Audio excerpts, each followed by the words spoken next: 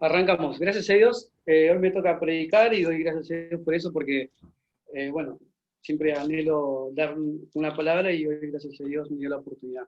Así que vamos a arrancar. Quiero arrancar con una pregunta y decirte, y preguntarte, ¿no? Es preguntarte, ¿cómo vivís tu vida espiritual en este tiempo de pandemia? ¿Cómo la estás viviendo? ¿La estás viviendo una vida plena en el Espíritu Santo o estás como en un piloto automático que haces todo por inercia? Que haces todo porque, bueno, hay que conectarse los sábados, los domingos me conecto, bueno, en la semana oro, veces, yo, pero no hay una vida espiritual que digas, wow, no hay algo sorprendente que Dios está haciendo en tu vida. No hay algo que digas, ya, Dios está haciendo cosas increíbles en este tiempo de pandemia. Sino que está puesto el piloto automático y vivimos todo por inercia.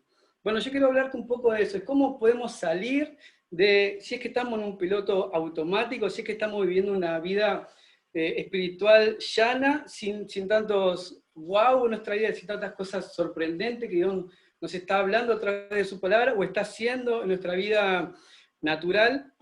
Así que, y creo que para arrancar eso es lo primero que tenemos que entender para vivir una vida animada, es que somos nosotros una adoración espiritual para Dios, y que tenemos que vivir como una adoración espiritual para vos, para Dios. Quiero arrancar leyendo Romanos, capítulo 12, versículo 1, que es cuando quizás a veces no lo hemos leído y no conectamos este versículo con la adoración, pero este tema habla de la adoración. Versículo 12 dice, espero que lo encuentro, dice, así que hermanos, os ruego por las misericordias de Dios que presentéis vuestro cuerpo en sacrificio vivo, santo, agradable a Dios, que es vuestro culto racional. Esa palabra culto, en el hebreo habla de la palabra latría, donde viene la palabra idolatría. Pero te voy a leer en la NTV, que creo que la habla un poco más clara, que dice, por tanto, hermanos, por lo tanto, dice, amados hermanos, les ruego que entreguen su cuerpo a Dios por todo lo que Él ha hecho en favor de ustedes. Que sea un sacrificio vivo, santo, la clase de sacrificio que a Él le agrada. Esa es la verdadera forma de adorarlo. Quizás alguno esté pensando que cuando adoramos a Dios es solamente cuando vamos a la iglesia, o cuando estemos en el Zoom, o cuando nos conectamos y podemos cantar una canción de adoración a Dios. Y creo que eso es parte de la adoración a Dios, pero nosotros somos, en realidad, un cuerpo que adora 24/7 a Dios. Y la verdadera forma de adorar a Dios es todo el tiempo. Es todo el tiempo, porque todo lo que hacemos, lo hacemos para la gloria de Dios. Y no se trata de un lugar específico, ni en un tiempo específico que podemos adorar y termina la reunión y seguimos haciendo todas nuestras cosas. No, nosotros adoramos a Dios todo el tiempo. ¿Y cómo es que llegamos a adorar a Dios todo el tiempo? ¿Cómo es que nosotros dejemos de luchar contra nuestros propios pecados, nuestra propia naturaleza? ¿Y cómo es que llegamos a tener conciencia de ser un adorador de Dios? Bueno, Pablo lo responde en el principio. Así que, hermanos, les ruego por las misericordias de Dios. O sea, Pablo acá está conectando los 11 capítulos que él viene hablando de las misericordias de Dios. Dice, por lo tanto, de toda la carta que le vengo hablando, de todo esto que le vengo diciendo, por todas estas misericordias de Dios, les ruego que entreguen su cuerpo como un sacrificio vivo delante de Dios. O sea, que ser un adorador 24/7, o sea, entregar nuestro cuerpo como un sacrificio delante de Dios, viene o surge de un buen entendimiento del Evangelio.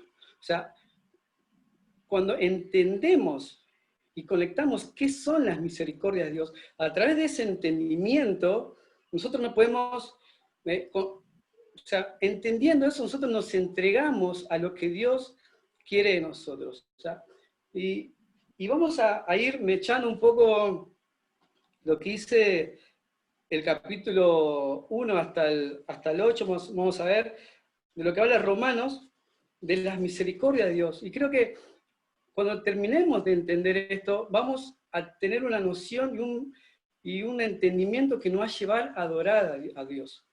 Porque el conocimiento de Dios nos lleva a entregarnos más.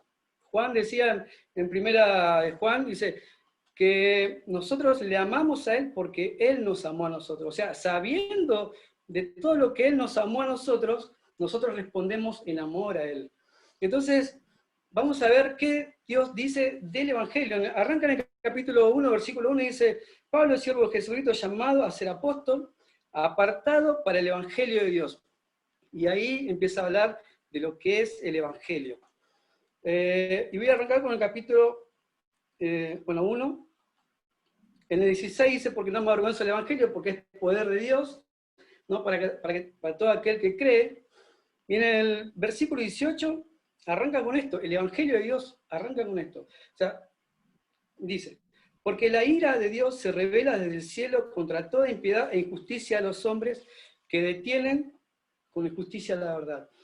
Pablo está poniendo, o Dios está poniendo la luz del Evangelio, el diamante del Evangelio, bajo un fondo oscuro, bajo un fondo negro. Está diciendo, en el ADN dice: pero Dios muestra su ira desde el cielo contra todos los pecadores y perversos que detienen la verdad con su perversión. Ellos conocen la verdad acerca de Dios porque Él se ha hecho evidente a través del universo.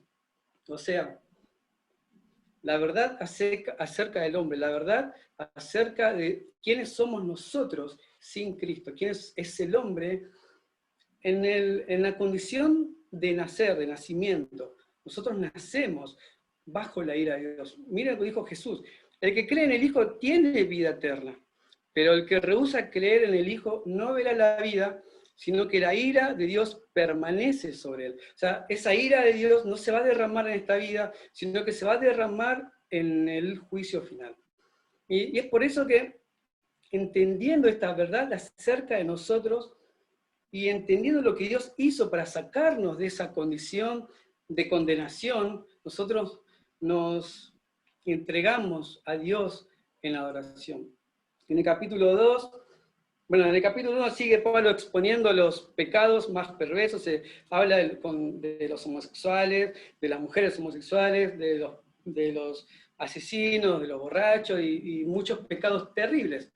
Pero, ¿qué si alguien nos dice a nosotros: pero, espera, yo no soy nada de eso, yo soy una buena persona, yo amo a mi familia, tengo trabajo y hago caridad los fines de semana, yo voy a ir al cielo, me merezco el cielo? Pero ¿qué dice Pablo a aquellos que se creen moralmente buenos? En Romanos capítulo 12, el segundo capítulo, dice: tal vez crees que puedes condenar a tales individuos, hablando de los moralistas, que hablan de aquellos que sí se merecen, pero yo no. Dice: pero tu maldad es igual que la de ellos, y no tienes ninguna excusa cuando dices que son perversos y merecen ser castigados. Te condenas a ti mismo porque tú, que juzgas a otro, también practicas las mismas cosas. O sea, todos, Pablo en estos dos primeros capítulos nos pone a todos los que somos gentiles, no judíos, bajo la ira de Dios, bajo ese juicio de Dios. Y en el capítulo 2, después de hablar a todos los gentiles, a todos los que no somos judíos, empieza a hablarle a los judíos, ¿no? Y también le dice a ellos que no por ser judío, no por ser descendiente de Abraham, vas a ser salvo. En el capítulo 3, versículo 9, dice: ¿qué pues? ¿Somos nosotros mejores que ellos? Hablándole a los judíos. Dice: en ninguna manera, pues ya hemos acusado a judíos y a gentiles, que todos están bajo pecado. Como está escrito: no hay justo ni aun uno, no hay quien entienda, no hay quien busque a Dios. En el versículo 23 dice: por cuanto todos pecaron, están todos separados de la gloria de Dios.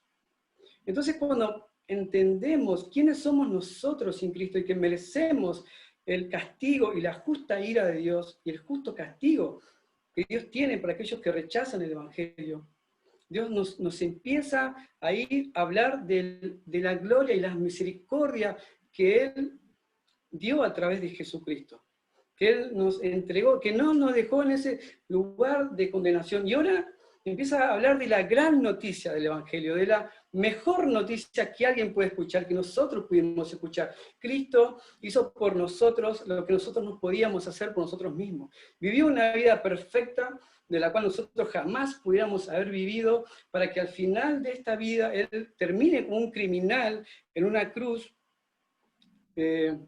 muerto, para pagar, para que ese castigo que Él recibió sea el pago por nuestros pecados. Entonces, saber eso, saber las misericordias de Dios, nos lleva a tener una mejor adoración. Como segundo punto, vamos a hablar del amor de Dios, que esa es nuestra gran motivación.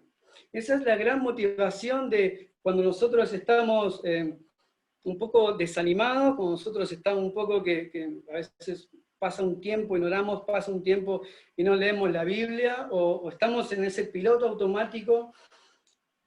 Necesitamos saber cuál es esa gran motivación. Esa gran motivación empieza a hablarlo de Romanos 3, versículo 24, y dice: sin embargo, Dios nos declara justo, gratuita y bondadosamente, por medio de Cristo Jesús, quien nos liberó del castigo de nuestros pecados, pues Dios ofreció a Jesús como el sacrificio por el pecado.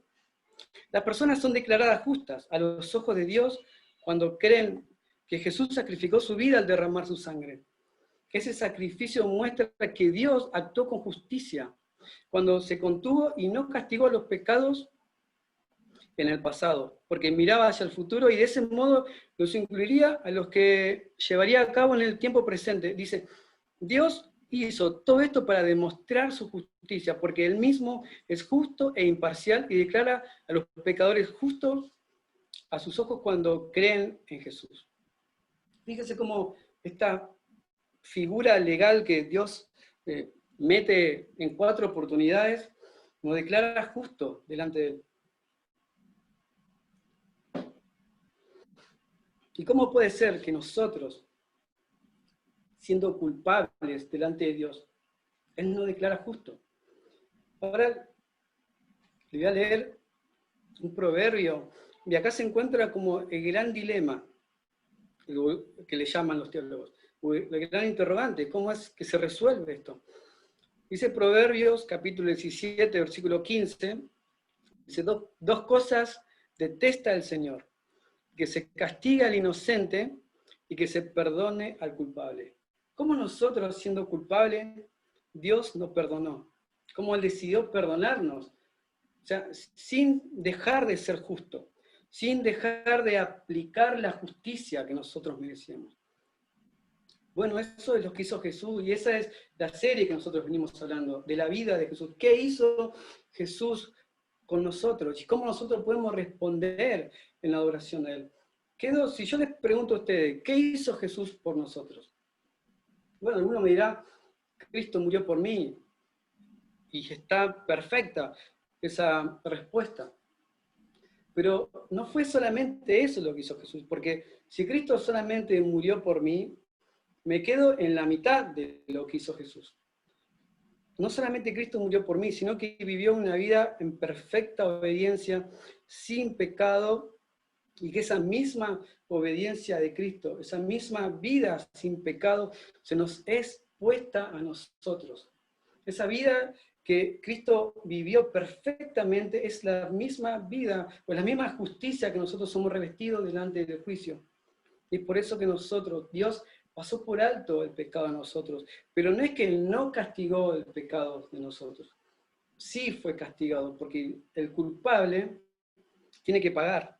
La Biblia en Éxodo 34, creo que dice, Él es clemente y misericordioso, lento para la ira, grande en misericordia, pero la misma oración dice que no dirá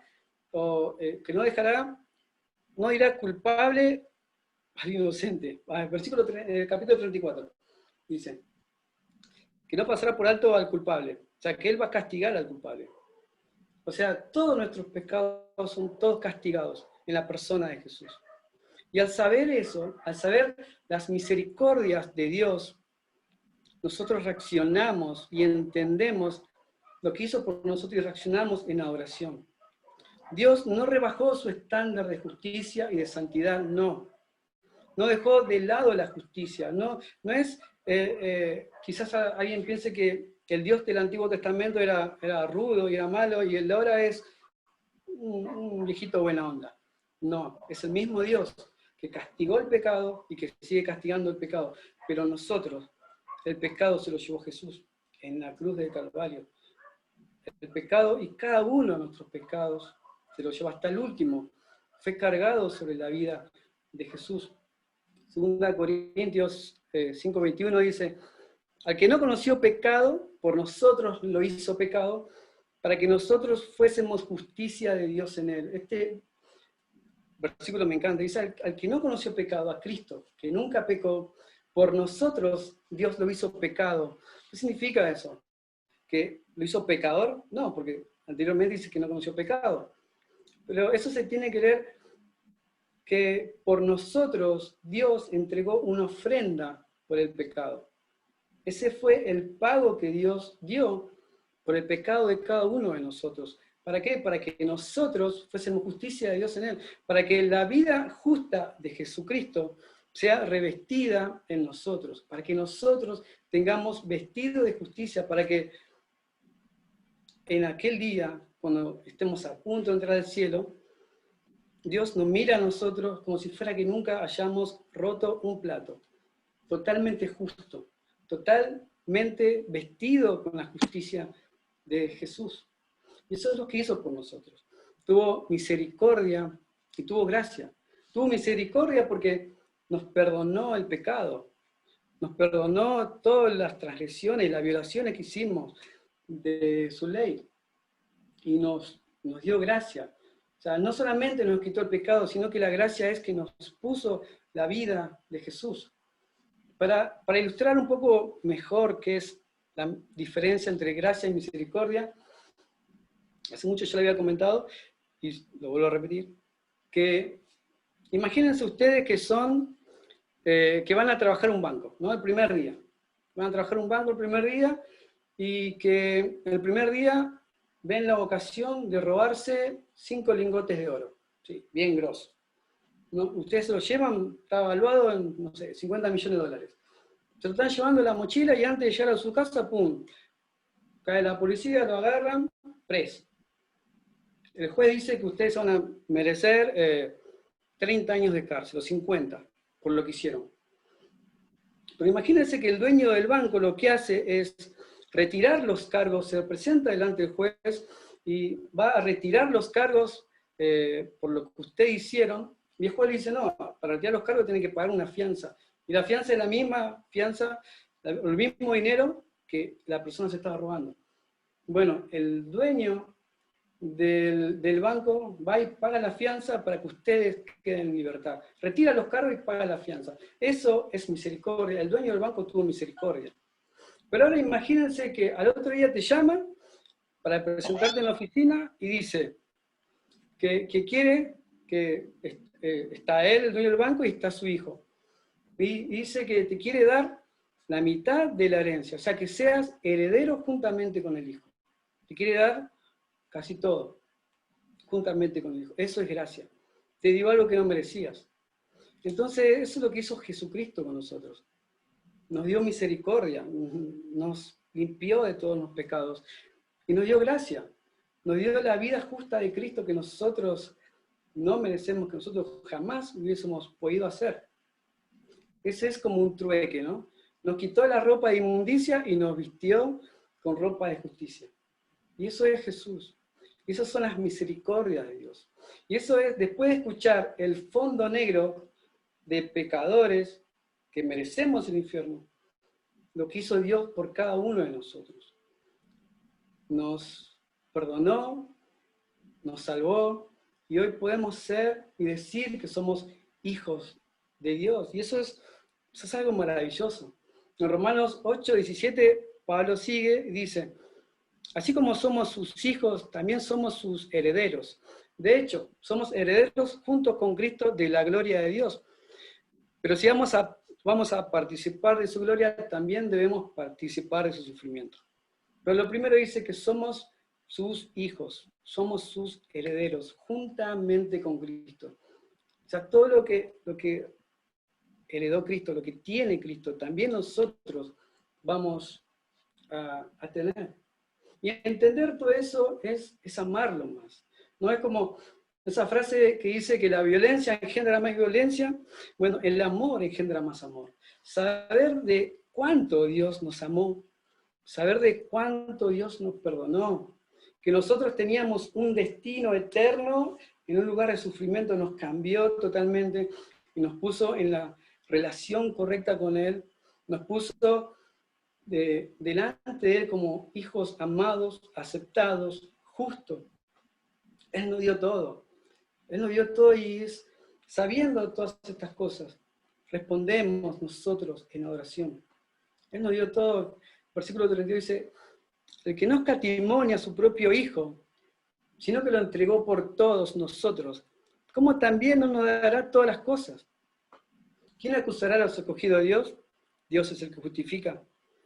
¿Quién es el que condenará? Cristo es el que murió, más aún el que también resucitó y el que además está a la diestra de Dios, el que también intercede por nosotros. Hoy Jesús está intercediendo por cada uno de nosotros. Cuando estamos débiles, Jesús está intercediendo por vos. Cuando somos fuertes, Jesús está intercediendo por vos. Todo el tiempo Jesús está intercediendo por lo que Él ganó en esa cruz. Dice, ¿quién nos separará del amor de Cristo? ¿Tribulación o angustia? ¿Persecución o hambre? ¿O desnudez? ¿O peligro o espada? Antes que todas estas cosas somos más que vencedores. Amigos, tenemos una poderosa motivación para caminar esta vida que nos queda, todos estos años que nos queda, sean, ojalá Dios quiera, seamos de muchos años, pero esa es una poderosa motivación para mantenernos firmes en el camino del Señor y no flaquear y no irnos por otros lados, ¿no? Es recordar lo que nosotros fuimos y ahora recordar lo que nosotros somos. Y así será mucho más fácil. Ser un sacrificio vivo, santo, en la medida que aprendemos todo lo que Dios hizo por nosotros y lo apliquemos a nuestras vidas. Somos amados, somos sus hijos. Y cuando nosotros quizás nos mandamos, muchas veces, ¿no? Metemos la pata hasta el fondo y hacemos las cosas mal. Y Miqueas dice, 7:18 dice que Él se deleita en tener misericordia. A Él le encanta perdonar. Pero Él quiere que nosotros vayamos a Él, que no dejemos de ir a Él. Que metimos la pata, que le erramos, que pensamos que nos viene mucha influencia de lo que podemos ver. Tenemos que mirar a Cristo. Tenemos que saber quiénes éramos y saber lo que Dios hizo. Que ya no somos hijos del temor, sino que somos hijos del amor de Dios. Sofonías 3:17 dice, pues el Señor tu Dios vive en medio de ti. Él es un poderoso Salvador, se deleitará en ti con alegría. Dice, con su amor calmará todos tus temores. Se gozará por ti con cantos de alegría. Amigos, Dios nos amó con un amor eterno. Y Pablo sabía esto. Y es por eso que aproximadamente 30 o 35 años fue la vida espiritual de Pablo, fue de que se convirtió hasta que murió. Y Pablo entendía bien esto. Y es por eso creo que siempre fue un apasionado de Cristo. Pablo era un hombre como nosotros, atado a pasiones. Un hombre como vos y como yo. A una mujer, una persona. Lleno de errores y cosas. Pero él sabía quién era él y quién es en Cristo. Ahora, amigos, y ya cerrando, le leo 2 Corintios 5:14, que el amor de Cristo nos controla, o el amor de Cristo nos contriñe, dice la Reina Valera, nos aprieta.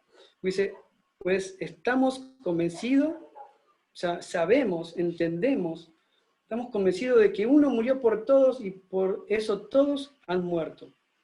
Él murió por todos para que los que viven no sigan viviendo para sí mismos, sino para Él que murió y resucitó por ellos. Amigos, fuimos comprados a un precio muy alto, pero muy, muy alto.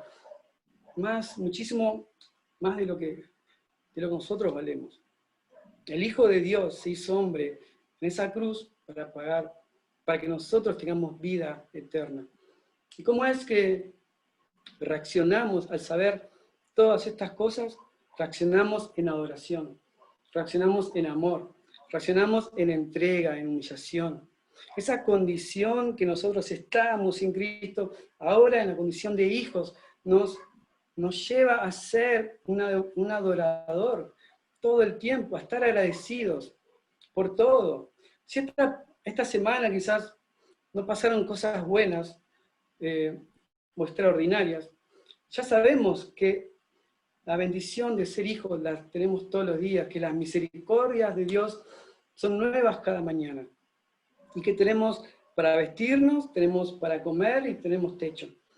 Y ya con eso, y tenemos salud, que eso es algo hermoso. Así que, hermanos, es hablarte de esto, es entender quiénes éramos, es saber qué hizo Dios para sacarnos de esa condición y cómo vamos a reaccionar nosotros. Tenemos que reaccionar en amor, en adoración, en entrega. Si vamos a leer la palabra, no es que estamos buscando que Dios me bendiga. Si vamos a orar, no es que estamos buscando que Dios me bendiga o sea, buscar las bendiciones de Dios. No voy directamente a pedirle algo que necesito. Tenemos que ir a la presencia de Dios con la simple sencillez de querer conocerlo, de querer estar con Él, de querer hablarle, de querer escuchar su voz, sin buscar las bendiciones, sino buscar al que bendice, sin buscar al que unge, sin buscar la unción, pero sí buscando al que unge, buscando a Dios con todo nuestro corazón. Terminando el capítulo 8 dice, por lo cual estoy seguro, dice Pablo, y acá hay seguridad, aquí hay certeza de que Dios me ama. Después estoy seguro que ni la muerte, ni la vida, ni ángeles, ni principados, ni potestades, ni lo presente, ni lo porvenir, ni lo alto, ni lo profundo, ni ninguna otra cosa creada nos podrá separar del amor de Dios que es en Cristo Jesús.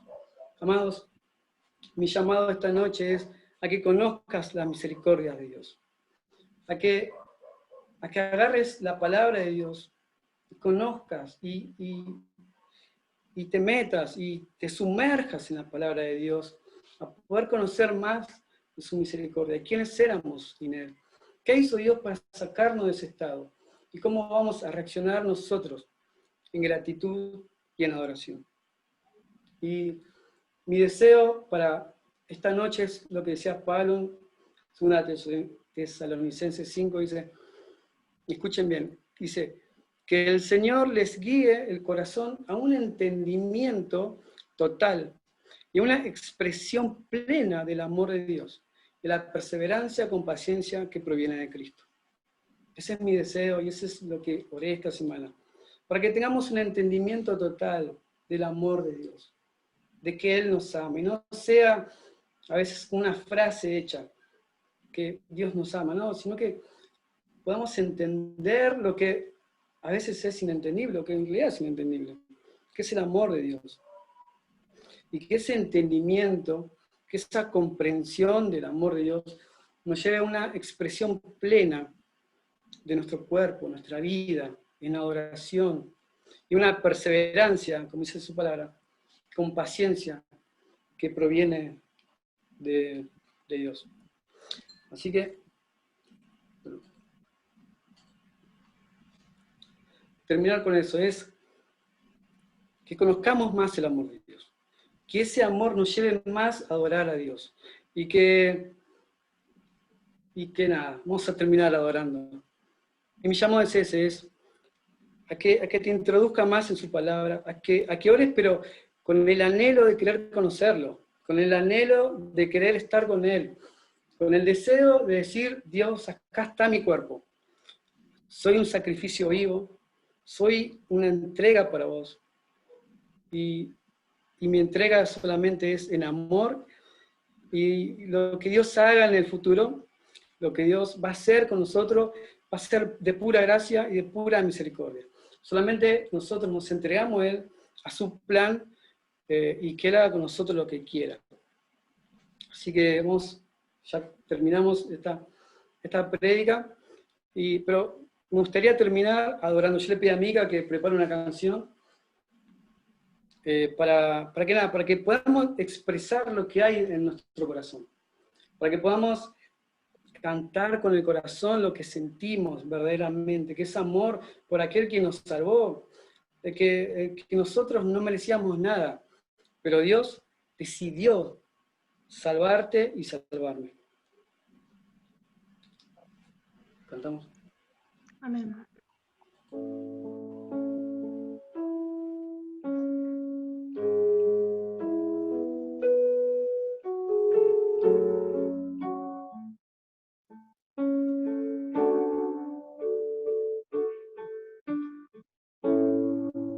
Tú moriste en la cruz por mí. ¿Cómo no te voy a amar?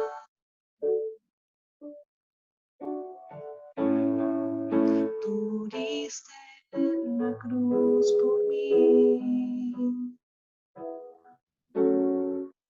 ¿Cómo no te voy a adorar?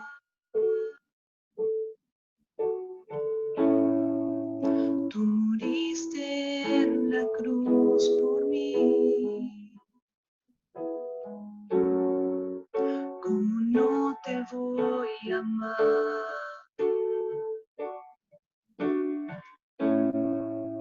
Tú moriste en la cruz por mí. ¿Cómo no te voy a adorar? Jesús, única razón de mi existir. Jesús,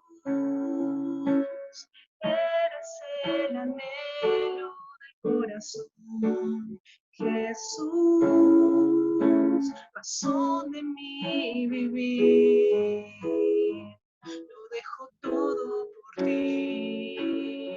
Lo dejo todo por ti, amado Jesús, amigo fiel. Quiero acercarme a ti, regalarte mi amor, amado Jesús, amigo fiel. Quiero acercarme a ti, regalarte mi amor.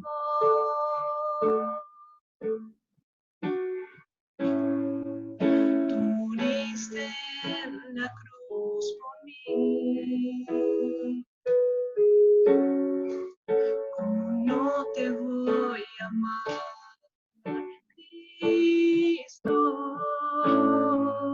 tú moriste en la cruz por mí. No te voy a adorar, Jesús, Jesús, única razón de mi existir. Jesús, eres el anhelo del corazón. Jesús, razón de mi vivir. Lo dejo todo por ti. Lo dejo todo por ti, amado Jesús, amigo fiel.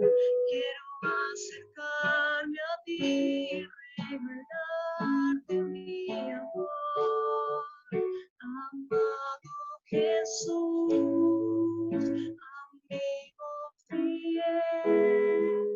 Quiero acercarme a ti, regalarte mi amor.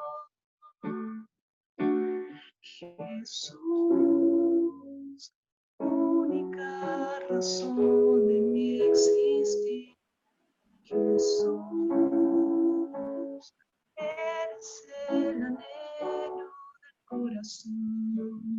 Jesús, son de mí vivir. Lo dejo todo por ti. Lo dejo todo por ti.